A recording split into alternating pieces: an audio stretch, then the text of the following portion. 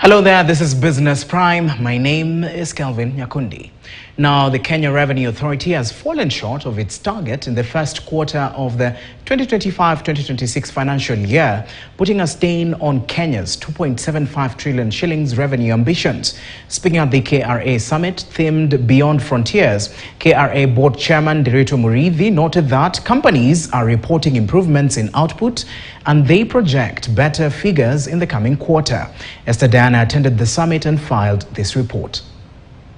It is reasonable growth, but we are certainly not where we would have liked to be. The authority had a revenue target of 707 million shillings for the period between July to September 2025. However, it made total revenue collection of 657.2 million shillings, missing its target. A report on the revenue performance by the authority shows that in the first quarter of the financial year 2025-2026, the authority recorded year-on-year growth of 7.1%. And amid claims of high cost of compliance from MSME taxpayers segment, the authority says it is digitizing all its processes and investing more in technology to counter complex tax processes. The gap in terms of personal income tax is quite high, maybe more than 90%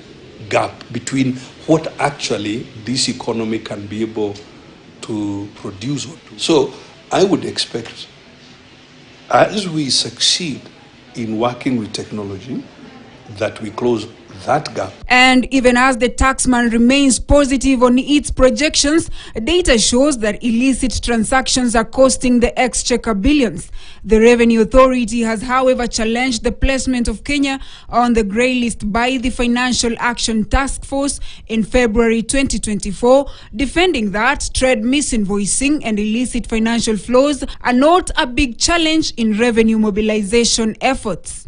Those assessing us have not fully understood how it is that we are able to move 3 times the GDP. Official data estimates that Kenya loses about 25 billion shillings annually to tax abuse. 10.6 billion shillings has been lost to money laundering since 1970. And it is also estimated that illicit outflows from trade misinvoicing in Kenya was worth 95 billion shillings in 2017. Kenya tunayoipenda. At the KRA summit themed Beyond Frontiers, Advancing Digitalized, Inclusive and Customer-Centric Revenue Administration, the need to create a predictable tax environment to mobilize revenue and create a convenient tax system to meet tax obligations was reiterated. Esther Diana, KTN, Nairobi.